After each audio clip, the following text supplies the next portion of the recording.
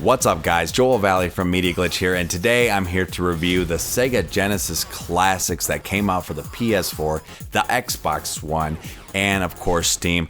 And I would just want to apologize that it's taken me so long to get this review out. We are going through some changes in the studio. I thought we would be done, and I wanted to do this when we got there, but it's going to take a little bit longer, so that's kind of where we're at. So I'm doing this from home. First of all, I'd like to thank Sega for sending me a review copy of this game. And in this review, I want to talk about the good of the game and the bad of the game. Now, when I say the bad of the game, it's not a deal breaker, guys. I'll just come right out and say I love this game, I love this collection, and it's worth the money that you're going to pay for it. But there are some bad things in this game that I feel like reviewers are just kind of skimming over. They're not talking about it, and I'm going to talk about that stuff. We're going to look at every feature that this game has to offer and every feature that this game doesn't offer. And at the end of this video, I'm actually going to show a quick montage footage of every single game that comes on here. So maybe it'll, I don't know, spark something in your memory and you go, oh, I remember that game, and you'll want to pick this collection up. So stay tuned. You're not going to want to miss this.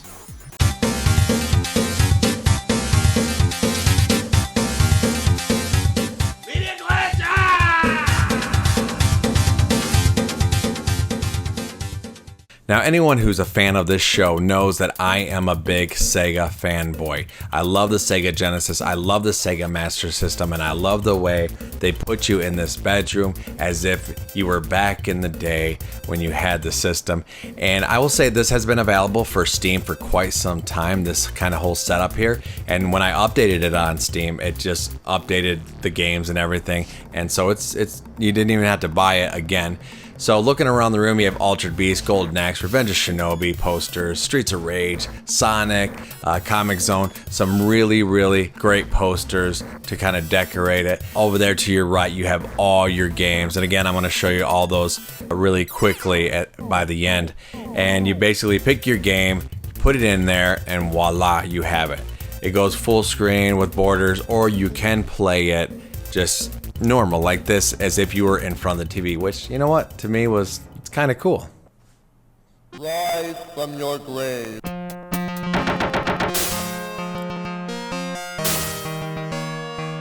Another feature is the favorite button, where you can put your favorite game over to the left side of the dice so you don't have to go searching for them, which is weird because they're in the shadow and you can't really see them. They should be under the light. So instead, I put the games that I don't like Super Thunderblade and of course Shinobi 3, because everyone knows that the Revenge of Shinobi is the better game, right?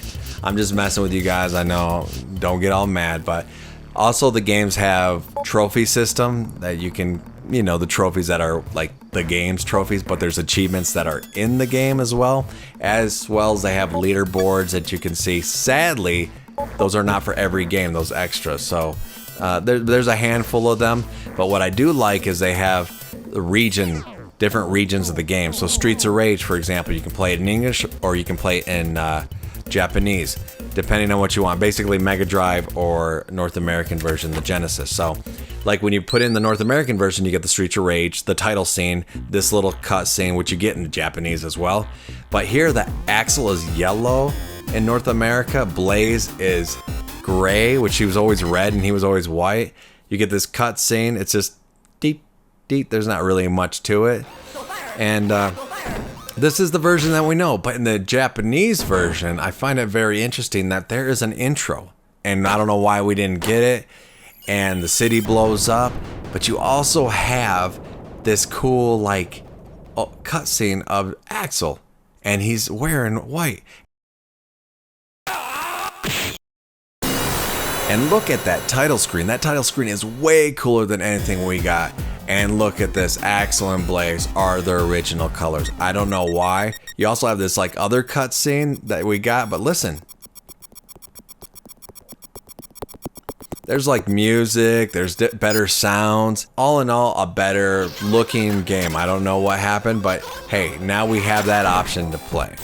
Now the emulations of these games are running really good. No pun intended, because Sonic's on the screen right now, but it really feels good, and there's some games we're not used to seeing in other collections, so it's good to have those on here, even though they did take some out, but I'll get to that later.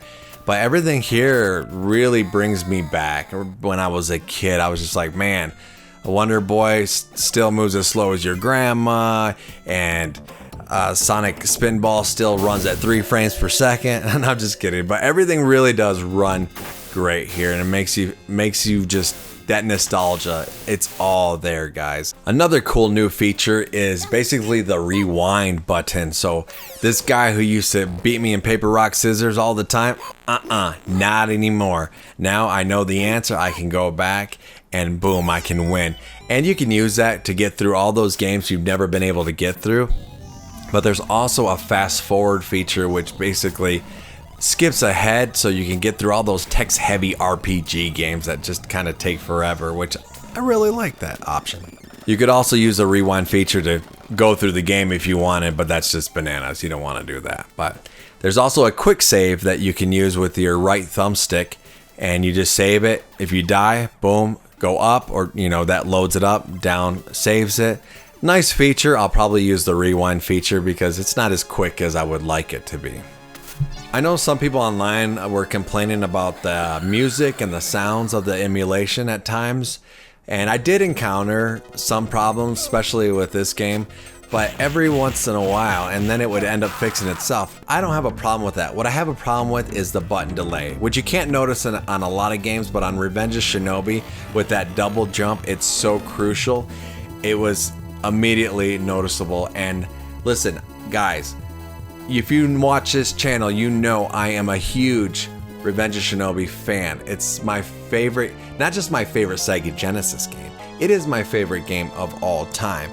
I have made a huge episode on how much I love this game, a tribute episode. I'll link it here so you can go check that out. But man, I love this game. So when I booted up this version, I immediately seen that I was having some issues with that double jump, which, if you know this game, if you played this game, it's already hard. And if you don't have that double jump down, it's a matter of life and death, basically, as you can see there. So now there's a company called M2 who actually made a version of Revenge of Shinobi, and this is probably the best emulation of this game I've ever played. Everything's smooth here. The double jump I have no issues with. The timing, it feels beautiful. So I'm just gonna throw that out there, and I may talk about this company again in a little bit. But now, since we're talking about button delay, let's talk about the online multiplayer. So you have a pretty good variety of games you can choose from, but there is a problem, is the lag. And I'm just gonna let this play so you guys can basically see it and hear it.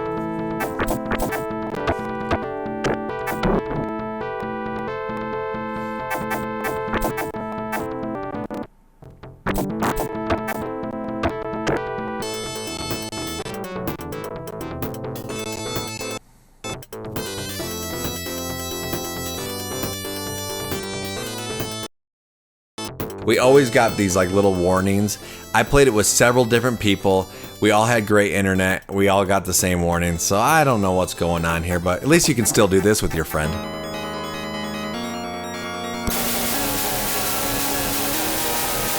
Then there's the console settings. You can eject the cartridge, reset the console, but there's also other things like put it in full screen.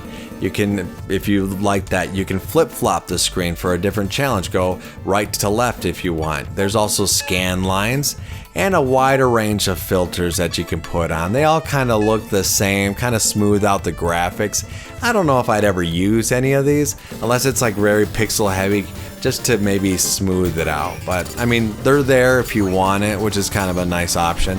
There's also the way the TV looks with that like curvature you can put on there. And there's a bunch of borders. I'm going to show you all the borders right here really quickly so you can see. Wood, Streets of Rage, I don't know what that is, checkered, Sonic, black. But my favorite is the old school checkered. It just zones you in, you know. It would always just zone me in, you know.